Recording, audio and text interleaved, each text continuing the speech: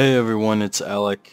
I just wanted to make another video real quick, and this one's kind of geared towards more of new industrialists who are just starting off and trying to get them on the right, on the right pathway to industry. So the first thing I can think of is skills. You're gonna need a lot of patience, and not just with waiting for manufacturing jobs to finish and for hauling a load everywhere, but you're gonna need patience in terms of skills. So you're gonna be starting off with science skills. That's what you're gonna want to focus on, and there's a few in particular skills that I want to talk about that you should start with, that you should immediately train to level 5.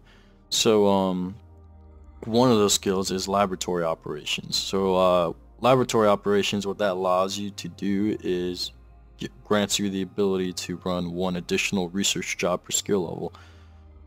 So the benefit of that is, if you, being an industrialist, I know you're gonna buy blueprint originals. So buying blueprint originals involves you researching those blueprint originals. So you can either conduct material efficiency research or time efficiency research.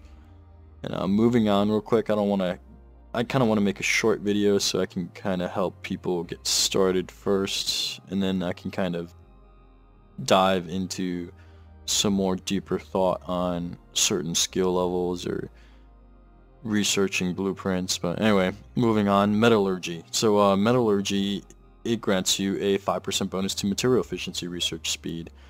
So that will help you a ton, because material efficiency cuts the material costs per blueprint, and you're going to want to increase your material efficiency at a faster rate. So it is definitely important that you get metallurgy up to level 5, especially if you're planning on having multiple projects to start off with, which you should, by the way. You shouldn't just focus on making one particular item right off the bat. I mean, you could, but you're going to be making some very slow progress.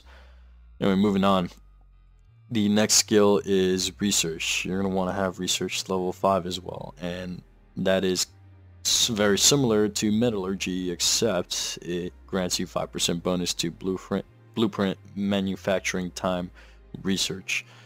So the highest level of manufacturing time research you could have is 20%, and I didn't mention this before, but as for metallurgy, the highest material efficiency you could have on a blueprint original is 10%. So you have 10% cost, 10% of the material cost cut, as well as up to 20% of the production time cut off of a particular blueprint original if you researched it fully. And the last skill I'm going to talk about is science. So science grants you a 5% bonus to blueprint copying speed per level.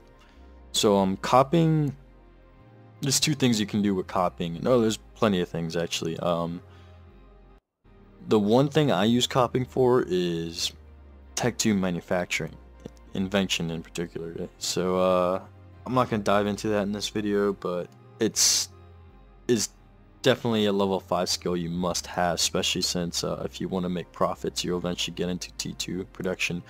Another way you can make a profit off of copies is by just making copies on the side and then selling them on the market. Like popular ships such as maybe I don't know, a Drake and Highsec could actually sell for a good amount of ISK, especially if you're too lazy to wait, or or not patient enough to wait for yourself to finish manufacturing an entire battle cruiser or whatever ship you want to make. You can just sell the blueprint copy. And another reason to make a blueprint copy is because you do not want to move your blueprint original to another station. Blueprint originals, as you get more and more of them and as they become more and more expensive, you're going to want to travel less around with the blueprint original. So one way to mitigate that is to make a blueprint copy or a few blueprint copies, so that if you get your shuttle or whatever it is you're using to transfer it over gets destroyed, you will lose a blueprint copy instead of a maybe 1.5 billion ISK blueprint original. So there's a few other skills that I want to get into, not too much, but these are pretty self-explanatory if you look through them. I'm still training more and more throughout the days, but look into trade. It'll, in the long run, it'll help you save potentially hundreds of thousands, maybe even millions of ISKs, or even more, depending on how often you trade and how deep you really get into industry.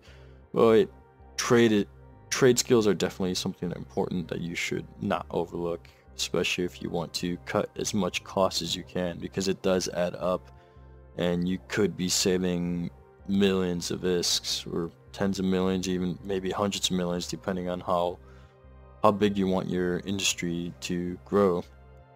Well, anyway, those are just some skills I wanted to talk to you about. And one last thing is the market tab. So everybody knows this, the details market tab, right? Let's say I want to find out, so I'm new and I don't know what to do. I don't know what I should make, so I get this question a lot. What should I do? Whatever.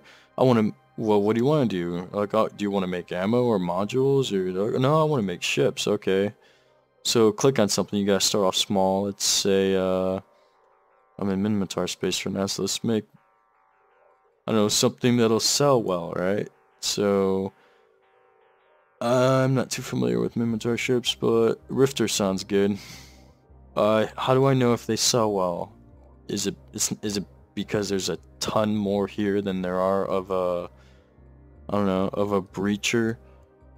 Or maybe because the breacher has more, or the burst has more, that means they sell better? No, you actually have to look at the price history tab over here, and that tells you whether something sells more or not. So what you're looking forward to here mostly is, well, of course, price per item is important too, but you're looking at this side right here and the bottom bar graphs. So you're looking at, that's the volume, so that's how much is sold per day, at least, well, the view I have right now, a monthly view. Let's go to 10, so it's easier to see per day. So this many sold in one day. It looks like over 50 sold this day, and roughly 50 sold this day, less than 50 this day, and so on and so forth. So by looking at this graph, it tells you that it generally sells over 50 per day, and this is today. Only, I don't know, it looks like maybe 10 to 15 have sold today so far.